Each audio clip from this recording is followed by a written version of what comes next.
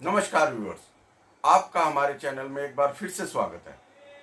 आपको जानकर प्रसन्नता होगी कि कर्नल RS सिंह की नई पुस्तक भारत के अंदरूनी शत्रु, इसका सफल विमोचन हुआ। 21 अक्टूबर को पवन सिन्हा जी के आश्रम पावन चिंतन धारा में इसका सफल विमोचन हुआ। इस अवसर पर मुख्य अतिथि के रूप में जनरल VK सिंह उपस्थित थे। उनके साथ साथ अन्य पैनलिस्टों में general GD Bakshi, professor Kapil Kumar, professor Sangeet Ragi भी मौजूद थे। जनरल VK सिंह ने पुस्तक का विमोचन करते हुए क्या क्या कहा, क्या क्या बातें अपनी रखी, आइए जानते हैं उन्होंने क्या क्या कहा। कर्नल RS सिंह जी की पुस्तक के विमोचन पर पवन धरा आश्रम के अंदर और आज इस समारोह की अध्यक्षता कर रहे गुरुजी पवन सिन्हा जी, हमारे साथ बैठे मेजर जनरल GD बख्शी जी, प्रोफेसर कपिल कुमार जी, प्रोफेसर संगीत रागी जी, लेखक इससे पहले बोल ही चुके हैं तो मैं उनका नाम नहीं ले रहा हूँ। मैं आगे इस पुस्तक के बारे में बात करूँगा। और जैसा रागी जी ने कहा कि प्रोफेसर और नेता माइक नहीं छोड़ते, मैं माइक जल्दी छोड़ क्योंकि अभी तक मैं शायद अपनी हरी वर्दी में से निकला नहीं।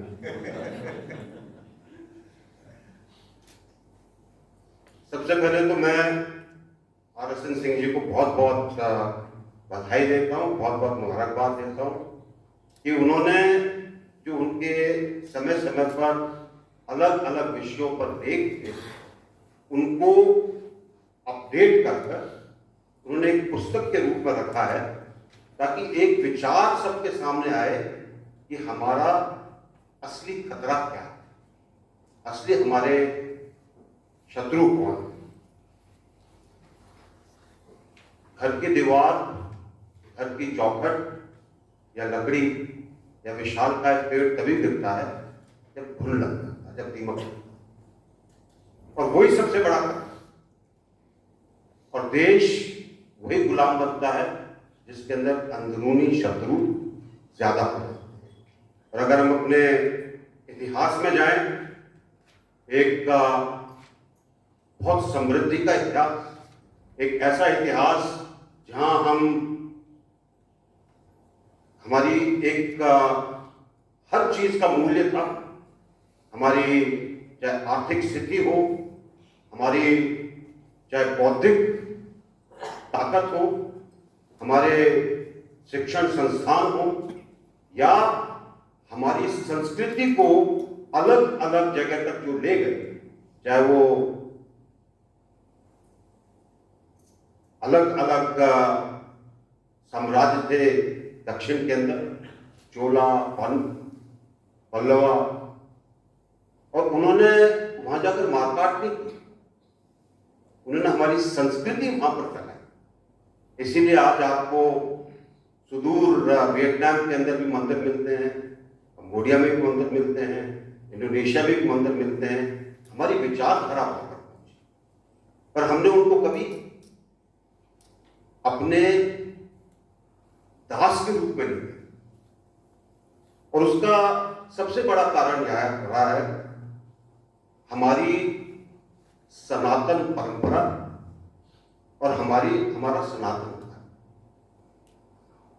मुझे नहीं पता इसमें कितने लोग आध्यात्मिक तौर पर इस बात को मानेंगे, मैं जरूर मानता हूं। हमारे धर्म का अर्थ वो नहीं है जो और धर्म रखते हैं। हमारे धर्म का अर्थ है हमारी जिम्मेवारियां, हमारा रहने का तरीका और हमारी वैज्ञानिक पद्धति पर आधारित चीजें, जिससे हम अपने साथ वालों का और पूरे विश्व का जीवन सुखना है। कभी हमारे अंदर कट्टरता नहीं, और कई बार मैं अपने आप से सवाल करता हूँ, क्या हिंदू धर्म है? हिंदू का कहीं पर व्याख्या नहीं है, सनातन की व्याख्या है। और इतिहास के अगर आप पन्ने पलटेंगे, आप देखेंगे कि सम्राट अशोक के बाद जब उनकी पीढ़ियों ने बौद्ध धर्म को फैलाया, तकरीबन 200-300 साल तक पूरा भारत बौद्ध था। आप और हम सब बौद्ध हैं। और उसके बाद कांची से एक आवाज उठी शंकराचार्य की कि सनातन धर्म कहां गया? अगर हम सनातन धर्म को, परंपरा को, जीवन शैली को वापस ले लाएंगे तो देश का उद्धार नहीं होगा। और उसके बाद उनका अभियान शुरू हुआ। वो अभियान भी तलवार के ऊपर, लाठी के ऊपर नहीं था। और पहली चीज उन्होंने क्या कही? बुद्ध विष्णु के 10वें अवतार, झगड़ा ही खत्म हो।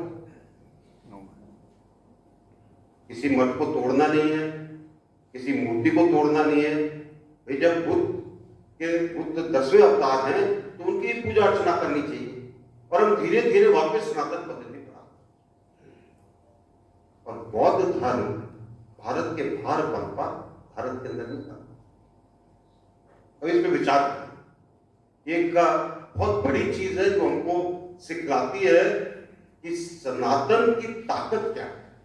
कई बार हम उस सनातन की ताकत को पहचानते हैं और समय समय पर हमारे इतिहास में अगर हमको क्षति हुई है वो अंदरूनी शत्रुओं से। इसलिए मैंने कहा कि मैं बधाई देना चाहता हूँ RSN सिंह जी को कि बहुत जरूरी था इस चीज को एक किताब के रूप में रखना, ताकि सब तक ये विचार पहुंच सके, सब इसको समझ सकें और सब इससे सजग हो सके। अब सजगता कितनी आती है वो हमारे ऊपर निर्भर करता है, क्योंकि अगर सजगता होती तो शायद आज जिस हालात के अंदर हम हैं वो नहीं होता। लेकिन आज जो हालात हैं उसके लिए सजगता, जागृति, लोगों को जगाना, लोगों को समझाना बहुत आवश्यक है। नहीं तो हम उस स्थिति में पहुंच जाएंगे जो पराधीनता की तरफ हमको ले जाए। एक सबसे बड़ी जो चीज है वो है हमारा नजरिया क्या है, हमारा रहने का तरीका क्या है। आमतौर पर, बुरा मत मानिए, सब ठीक है, मुझे अपना काम चलाना है, मुझे दूसरी चीज से मतलब नहीं, मेरा घर चलना चाहिए, देश बढ़ गया। देश का क्या है? हाँ, कभी कभी हम देश के बारे में सोच लेंगे, भारत माता की जय बोल देंगे, हमारा काम। ये हमारी विचारधारा है। और जब तक ये विचारधारा रहेगी तब तक हमें खतरा है, तब तक जो ताकतें हमारे खिलाफ काम कर रही हैं वो हम ही में से लोगों को एक ऐसी जगह पर ले जाएंगी जहां से हम ही अपने लोगों के दुश्मन। हमेशा हुआ इतिहास। अब किसी भी साम्राज्य हमारा जो चला इतिहास के अंदर या राज चला, उसका पतन तभी हुआ जब वहां के लोगों ने उनके खिलाफ अपने फायदे के लिए काम, राज के फायदे के लिए, अपने फायदे। आज अगर ये चीज हमको नहीं दिख रही है तो हमें अपनी आंखें खोलनी पड़ेगी, क्योंकि बहुत साफ शब्दों के अंदर इस पुस्तक के अंदर ये लिखा है क्या खतरा है। और बहुत साफ तरीके से अगर हम अपने चारों तरफ देखेंगे तो हमको ये दिखाई देना चाहिए कि देश के अंदर हो क्या।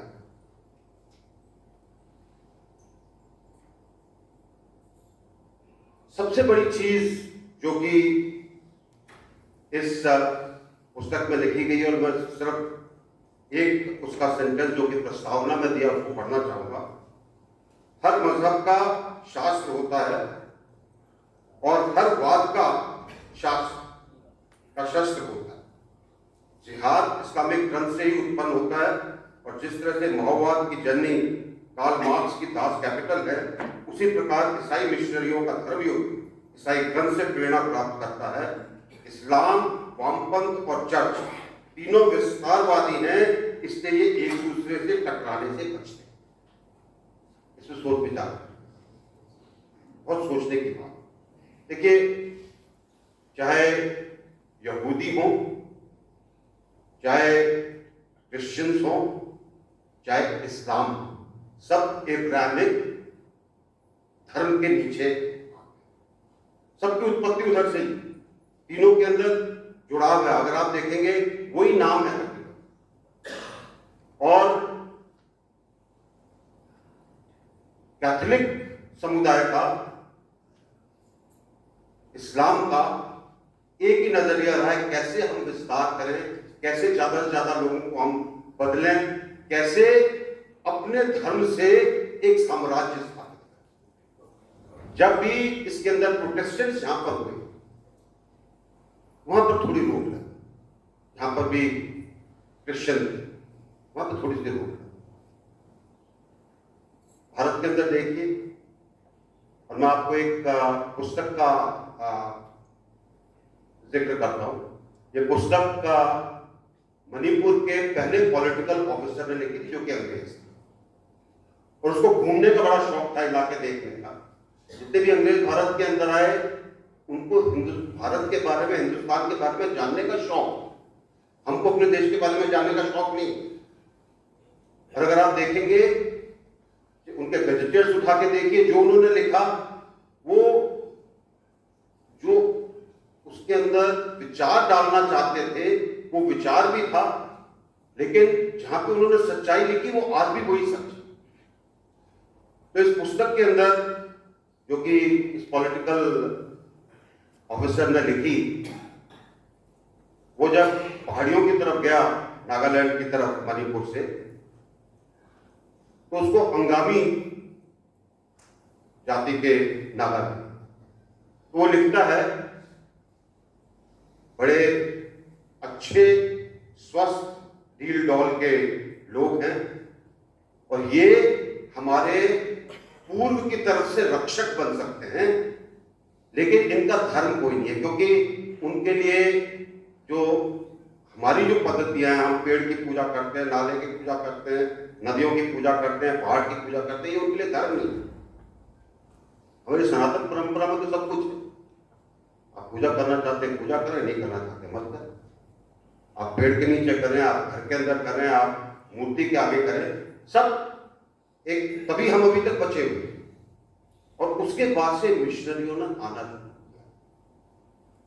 जब मिशनरी आए, बड़े बड़े चर्च बने, अलग अलग चीजें बताई गई, लोगों को लुभाया गया और लोगों को बदला गया।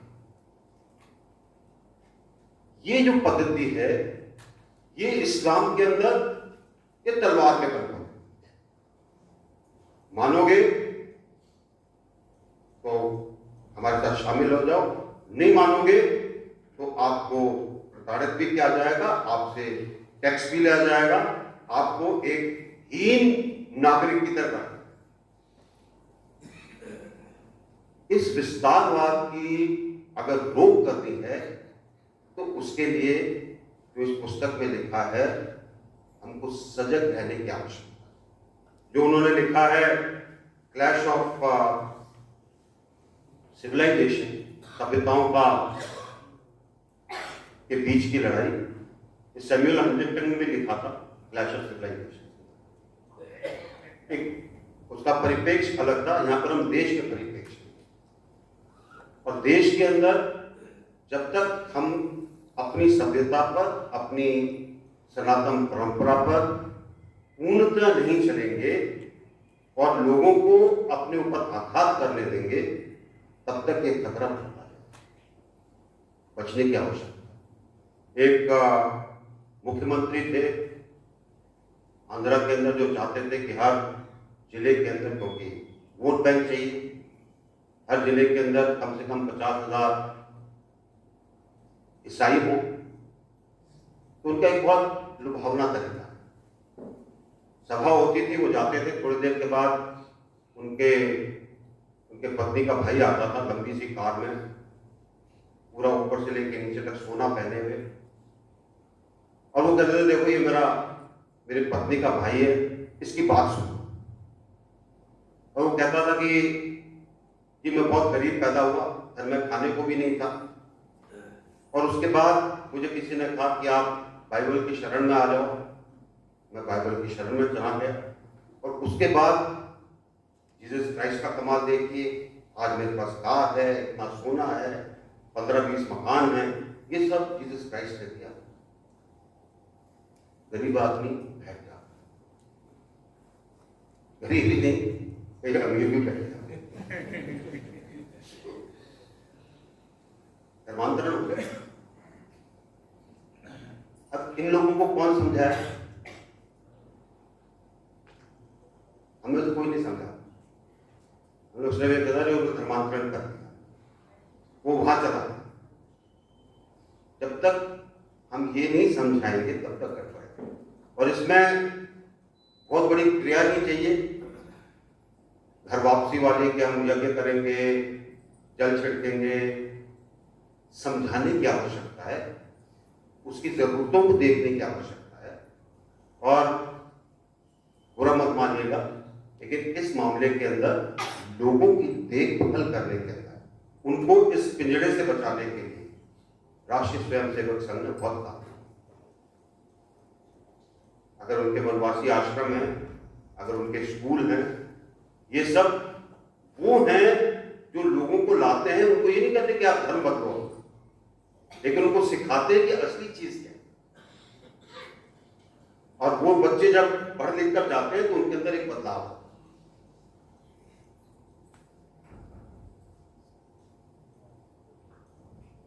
है। एक चीज को और समझिए, दुनिया का हर देश अपने हित के लिए काम करता है। अगर कोई आपकी मदद भी करता है, वो इसलिए नहीं करता कि उसको आपसे प्यार है, इसमें उसका क्या हित है, इसलिए वो आपकी मदद करता है। तो समय समय पर दोस्त भी बदलते हैं, समय समय पर दुश्मन भी बदलते हैं, लेकिन जब तक हमें अपना हित याद है तब तक हम उसका फायदा उठा सकते हैं। अगर हमें अपना हित नहीं पता तो हम इधर उधर चले जाते। और दूसरी एक सबसे बड़ी समस्या ये होती है, हम सबके अंदर आदत है, काम इतना सा होगा आसमान तक पहुंचा दें, ये चंद्रयान पहुंच गया है, अब विश्व होगा, उसी को चलते रहेंगे। उससे क्या होता है? जो देश है जो हमसे ज्यादा समृद्ध है, वो कहते हैं अच्छा, देसी भाषा में कहते हैं ना, पर निकाला है, अरे इनके पर निकल आए, पर को तोड़, आपसे दोस्ती भी करेंगे, आपके यहां अंदरूनी शत्रुओं को शय भी देंगे, और आपको नुकसान पहुंचाएंगे, क्योंकि ये उनके हित में नहीं है कि आप उनके प्रतिद्वंदी के रूप में खड़े। इसलिए बहुत सजग रहने की आवश्यकता है।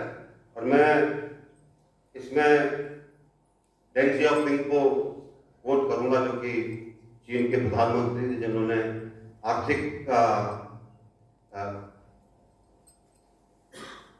चीन की आर्थिक नीतियां बदली।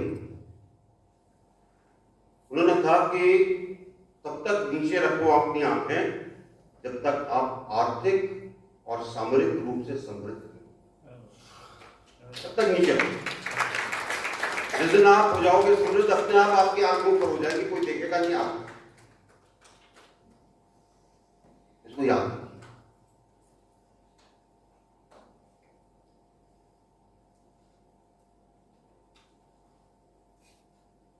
एक बात हुई पाकिस्तान के बारे में। पाकिस्तान एकाएक नहीं बना, 30 साल तक चर्चिल और जिन्ना का पत्राचार चलता रहा।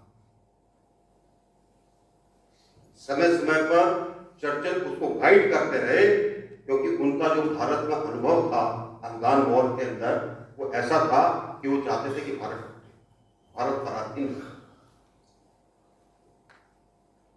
और उसका एक ही तरीका था, भारत को तोड़ो, विभाजन करो, ताकि ये ताकत कभी इकट्ठी हुए। और वही हुआ। क्योंकि उस समय के जो हमारे नेता थे शायद इस चीज को समझ नहीं पाए, चीजें कंट्रोल से बाहर चलती चली गई और किसी ने ये प्रयत्न नहीं किया कि कहीं पर कोई पुल बन जाए छोटा सा, ताकि इस चीज को बचाया जा सके। और उस विभीषिका का परिणाम क्या है, जो आपको बताया कि कितने लोग उधर गए और कितने लोग यहां पर रह गए। मुझे एक बार अमेरिका में कोर्स के दौरान, ट्रेनिंग के दौरान, नवाब पटौदी के चाचा के लड़के, वो भी कोर्स कर रहे थे, कर्नल थे उसके, ऐसे ही बात हो रही थी हमारी। मैंने उनको उनके परिवार का पूरा एक किस्सा सुनाया। मैंने कहा देखिए, मंसूर अली खान के जो पिता थे, उन्होंने अपने छोटे भाई को कहा, उनको विभाजन हो रहा, पता नहीं क्या होगा, तुम पाकिस्तान चले जाओ, मैं यहाँ पे रहता हूँ हिंदुस्तान, तुम ज्यादा पनपोगे तो हम आ जाएंगे, हम ज्यादा पनपोगे तो तुम आ जाओगे। वो भाई वहां पे चले गए। अब नवाब थे, नवाब का टाइटल था, उनको अदाब करने वाले बड़े मिल गए और उनको फौज के अंदर अच्छा पद मिल गया। फौज के अंदर अच्छा पद मिल गया तो खौफ आ रहा, सब चीजें उनको मिलने लगी। वो आए 5-6 साल के बाद अपने घर गृहस्थी को लेने के लिए, और उन्होंने अपने भाई को कहा देखिए, मैं तुम्हारा एक बड़ा अफसर बन गया हूं, मुझे अब भारत आने की जरूरत नहीं, क्योंकि यहाँ पे मुझे पद मिलेगा। परिवार उधर चला, और ये जो ऑफिसर था, नवाब पटौदी का चचेरा भाई, ये पाकिस्तान की जो एक मानसिकता है, जो कट्टरता है, उसके अंदर 100 से ज्यादा % रखा। तो जो गया वो तो रंग ही गया, लेकिन वो रंग कुछ उन्होंने हमारी तरफ भी फेंका, उसके अंदर हमारे लोग भी रहे, क्योंकि हमारे यहाँ उनका सहारा देने के लिए बहुत से बुद्धिजीवी थे, बहुत से वामपंथी थे, बहुत से ऐसे लोग थे जो अपने स्वार्थ के लिए तोड़कर रखना चाहते।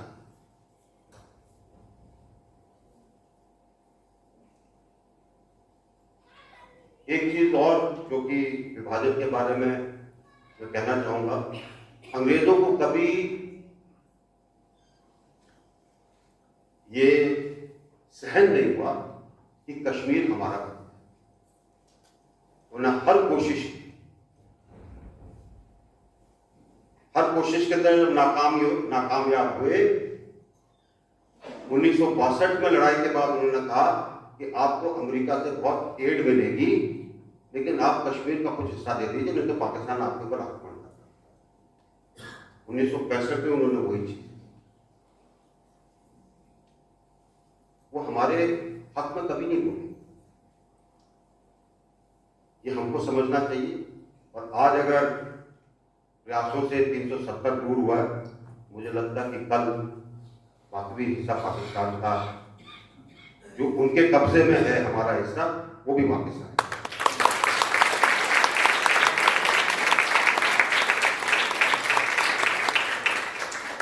अंग्रेजों ने हम पर राज किया, हमको बांटा,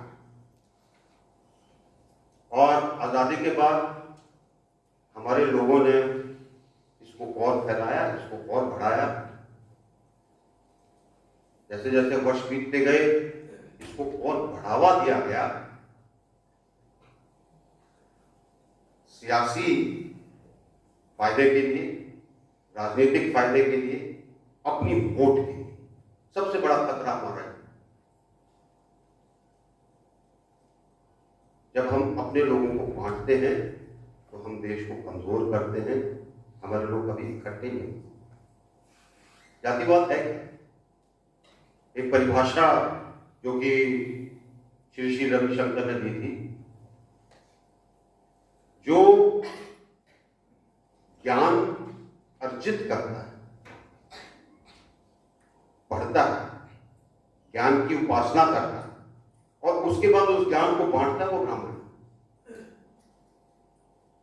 उस ज्ञान का उपयोग अस्त्र शस्त्र और ऐसी चीजों के अंदर लगाता वो क्षत्रिय। जो उसका उपयोग व्यापार के लिए करता है वो वैश्य। जो ना तो ज्ञान अर्जित करता ना उसके लिए प्रयत्न करता, तो वो सबसे नीचे लेवल। लेकिन जिस दिन वो ज्ञान अर्जित करेगा और आगे बढ़ेगा, वो अलग अलग बदलता है। और हमारे यहाँ ऋषियों का बहुत उदाहरण है, जो पहले क्या थे, फिर उन्होंने ज्ञान अर्जन किया, उसके बाद ज्ञान दूसरों को दिया। वो ऋषि को नहीं कहते, उनका दर्जा बहुत ऊपर था। लेकिन अगर हम आज की रूढ़िवादिता पे पड़े रहे, ये दलित है, ये महादलित है, ये महादलित है, ये फला है, तो देश कमजोर ही होगा, क्योंकि यही गुण है जो हमको तोड़े। और इस चीज का बोध अंग्रेजों को 1857 की लड़ाई के बाद हुआ, जब उन्होंने कहा अगर भारतीय एक हो गए तो हम तो कहीं नहीं रहे।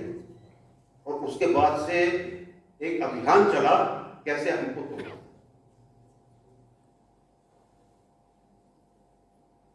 जरूरी है हम सब लोग प्रयत्न करें कि हम ऐसे किसी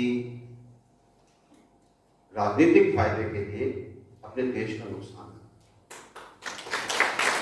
और मान करके कि जो आंदोलन करके चले गए ना, वो भी अपनी इस जातियों को अपने साथ ले गए। एक हमारे ईसाई ऑफिसर थे, उनके अपने लड़के के लिए लड़की ढूंढ रहे थे। हम लोग जो उनके नीचे थे, हमने एक सुझाव दिया कि इस तरह से एक परिवार है, वो ऑफिसर हिंदू है, उसकी पत्नी ईसाई है, उसकी बहन है, बहुत देखने में अच्छी, आप उसके साथ शादी कर दो। कहते हैं क्या बोल रहे, मैं सारस्वत ब्राह्मण हूं, मैं सच्ची बात बता रहा हूं, बनाकर नहीं बता रहा। उनका मैं सारस्वत ब्राह्मण हूं, उसके साथ कैसे शादी कर पाऊंगा। ये गठरी बांध के हम ले गए हैं सबके अंदर, जिसने धर्मांतरण, चाहे वो अपने आप को सैयद बोल रहे, चाहे अपने आप को हाजी बोले, वो जाति जब उनका ब्याह होता है और कुछ हो तो वो जाति उनके साथ में। और जितना जल्दी हम इस चीज को समझेंगे उतना हमें पता है। एक बात आई थी हमास के बारे में, ये समस्या हमारे साथ है। जिस दिन कोई भी देश निश्चिंत हो जाता है, सब ठीक, सीमाओं पर शांति। मोदी जी है ना, सबके साथ दोस्ती कर ली उन्होंने, सबको गले मिलाते हैं, हमें क्या करना। और उसके बाद हम मीडिया के द्वारा उत्पन्न की हुई, राजनीतिक दलों के द्वारा उत्पन्न की हुई ऐसी राजनीति में फंस जाते हैं जिसका कोई मतलब नहीं। इजराइल में क्या राजनीति चल रही थी? सुप्रीम कोर्ट के लिए, कि सुप्रीम कोर्ट का कई चीजों के ऊपर हक नहीं, उसमें उसके इंटेलिजेंस वाले भी एक तरफ को सपोर्ट कर रहे थे, सबका ध्यान अलग था। और जिस दिन ये ध्यान अलग होता है उस दिन हादसा। और अब जिस दिन हम तैयार नहीं होते उसी दिन होता। और अब तो हमास ने बहुत बढ़िया, मैं कहूंगा, एक किताब लिख दी है साक्षात बाकी सब आतंकी संगठनों के लिए, कि कैसे क्या किया जा सकता है, कैसे टेक्नोलॉजी का उपयोग हो सकता है, कैसे उन सब बहरूपियों का उपयोग हो सकता है जो लोगों के घरों में काम करते हैं, और क्या क्या किया जाए जिससे कि ऐसा आतंक फैले कि लोग उसको सत्य करते हैं। हम लोगों को सावधान रहने की आवश्यकता है।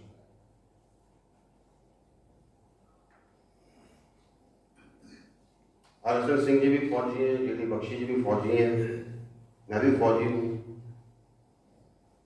सेनाओं के अंदर हम धर्मनिरपेक्ष हैं। धर्मनिरपेक्ष उस परिभाषा में नहीं जिसके बारे में कांग्रेस बात करती है, कोई और बात। हमारी धर्मनिरपेक्षता ये है कि हमारे एक तंबू के अंदर, उस धर्म स्थल में, सर्व धर्म स्थल के अंदर सारे धर्म समान हैं। उस छोटे से तंबू में चारों मेन धर्म है। गुरुद्वारा भी होता है, मंदिर भी होता है, ग्रुप्स के हिसाब से मस्जिद भी होती है, चर्च भी होता है, और जो जाता है वो सबको शीश नवा के आ जाता है, क्योंकि उसको नहीं पता कि कौन सा भगवान उसको बचाए। ये फौजियों का एक वो है, लेकिन हमारा धर्म सिर्फ एक है, वो है राष्ट्र। राष्ट्र सर्वोपरि है, वही हमारा। और जिस दिन ये बात हम सब अपने मन में बैठा लेंगे, यही बात की शिक्षा हम अपने बच्चों को देंगे, हम आसपास के लोगों को देंगे, छोटी छोटी चीजें छोड़ो, राष्ट्र के बारे में उस दिन मानकर चलिए आप अंदरूनी शत्रुओं से संघर्ष के लिए तैयार हैं, आपको कोई नहीं तोड़ सकता।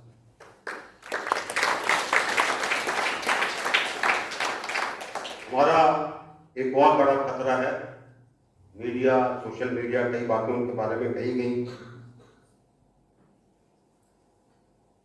कोई भी पत्रकार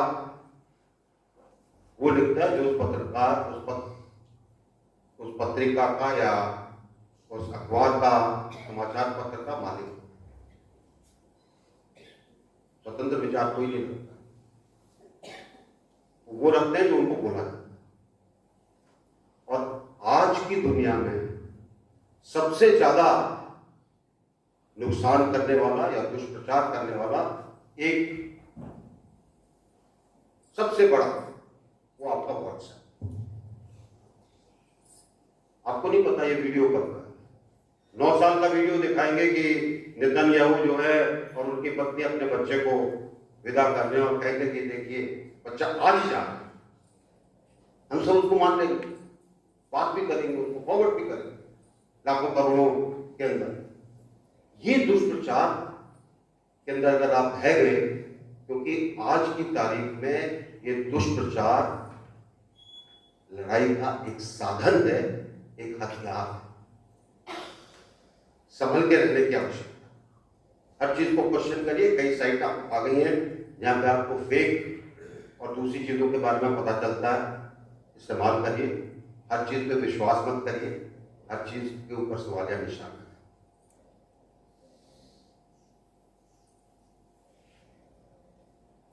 दूसरे अंदरूनी दुश्मनों के अंदर हमारे वो लोग भी शामिल हैं जो भ्रष्टाचार में लिप्त होते हैं, क्योंकि उसके बाद वो किसी की गिरफ्त में आते, चाहे वो हो, चाहे ऐसे लोग हों जो कि उन चीजों पर काबू पाने के लिए खड़े नहीं होते जिससे कि समाज कमजोर हो,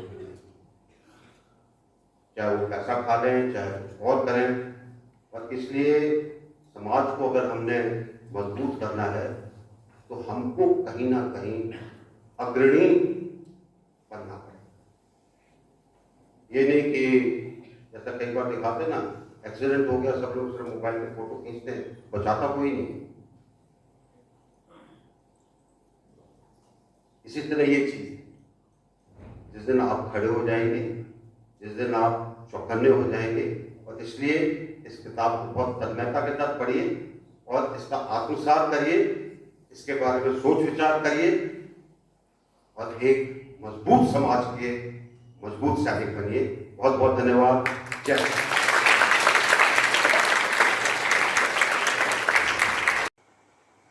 व्यूअर्स, आपने जनरल वीके सिंह के विचार जाने।